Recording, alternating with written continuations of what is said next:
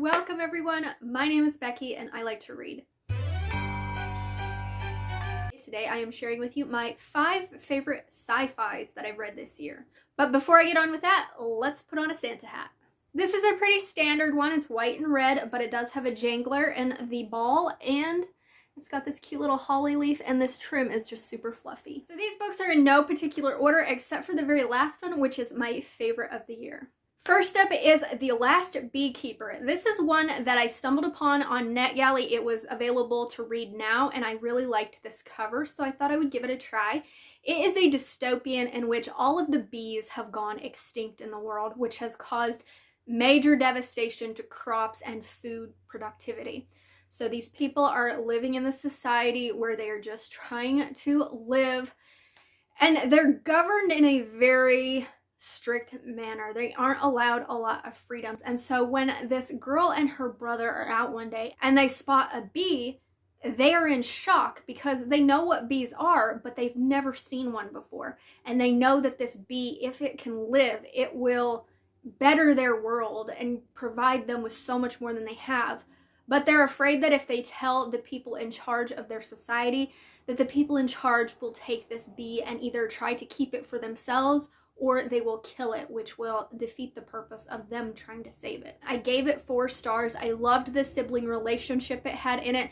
I loved the dystopian story. I haven't ever read a dystopian where bees have gone extinct before. It had lots of information about bees and beekeeping, which I thought was really fascinating. I also loved that one of the characters is able to sort of communicate with the bees. So if any of that sounds interesting to you, I highly recommend checking this out. Next is The Vicious Duology by V.E. Schwab. This is a sci-fi in which 2 best friends are in college and they're trying to discover if near-death experiences will lead to people developing powers, which they call extraordinaries.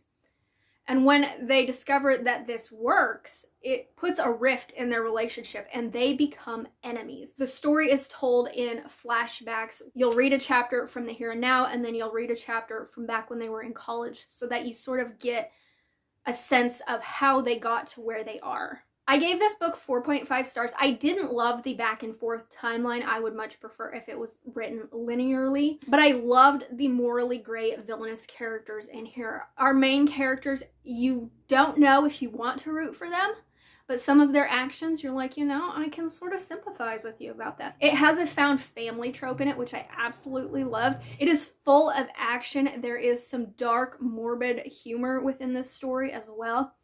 I enjoyed the second book, but I didn't enjoy it as much because book 2, you follow other characters that you don't meet in here, and these characters sort of become side characters. And I had sort of built up a connection with these characters, so to see them be side characters, it wasn't as interesting to me. But still, a really good sci-fi series. If you're looking for something in the adult sphere, definitely check this out. The next one is Day Zero. This is another dystopian in which, in the future, people rely heavily on animatronics. So in this story, there are these animatronic animals that sort of act as nannies for children. They are the protectors of children. And then one day, something goes wrong. The system collapses. Technology has taken over, and all of these like protectors and providers, they are short-circuited to turn on their human counterparts. So that leads the humans into hiding and trying to defend themselves against all of the animatronics that are trying to kill them. And our main character is a tiger bot, and he is one of the first generations, so he has ingrained in him that he is supposed to protect the child that he was gifted to with everything he has. And that is what he sets out on a mission to do. I listened to this on audio. I loved this audiobook. It was so fun. I loved the main character and his little boy. It was such a cute relationship to see.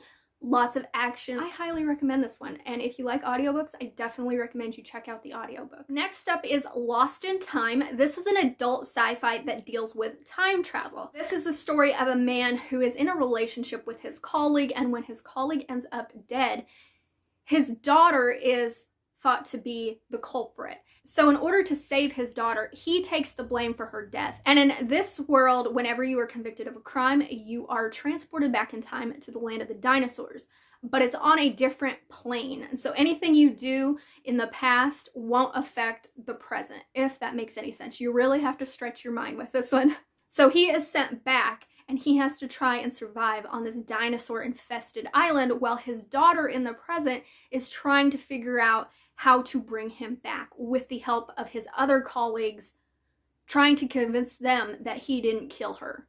It's a story where I had to really pay attention because there are a lot of moving pieces, there are a lot of different timelines at play, and there's a lot of scientific jargon that, me not being a super smart scientific mind, I'm just like, yeah, that sounds smart. I'm just gonna go with it. Even if it's completely illogical, I'm just gonna think that it's plausible because science words, they're big and I don't know what half of them mean.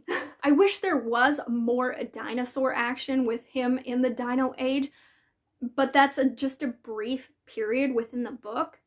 But other than that, that is my only complaint of this story. I loved the found family once again. I loved the father-daughter relationship. I loved the time travel. I love time travel, as long as it somewhat makes sense. And the last sci-fi and my favorite sci-fi of the year is The Last Cuentista. So this is a book that I have talked about many a times. I do have an in-depth 6-star review of that. I will link it down below if you want to check it out. It's not very good because I recorded it so far after I had read the book that I forgot to say so much. So just read this book. It's classified as a middle grade sci-fi, but I found it in the young adult section and it just read more young adult to me. So it's either middle grade or young adult. But it is about a girl whose family is boarding this spaceship to go colonize another planet because there is a meteor that is about to crash land into Earth and kill everybody. So she and her family and a few select others board this ship to go do that. And when they are on this ship, they are supposed to be put in stasis and fed information on like history, religion, science, medicine, things like that, that will prepare them for when they land on this new planet. However, there are people aboard this ship who don't want these children who are being put into stasis to remember anything of Earth. And so they pretty much strip them of all that knowledge, and they just want them to be blank slates that they can put whatever they believe they should know into their brains. And our main girl, Petra, she wakes up and she is the only one who remembers who she is, where she came from, the stories of Earth, everything like that. So she is trying to figure out what's going on board this ship. She's also trying to tell herself the stories that her grandmother told her so that she can remember them. And in the process of that, other kids aboard start to hear her sort of talk to herself. They're like, can you tell me that bedtime story? Can you tell me that bedtime story? So she becomes the storyteller to try and keep alive everything that she knew about Earth. This book just touched my heart. It made me cry. I loved the sibling relationship in here. I loved, again, the found family aspect. The planet that they crash land on is so very pure, and it's just beautiful the way it's described. Again, one I listened to on audiobook, and if you like audiobooks, I highly recommend checking this one out.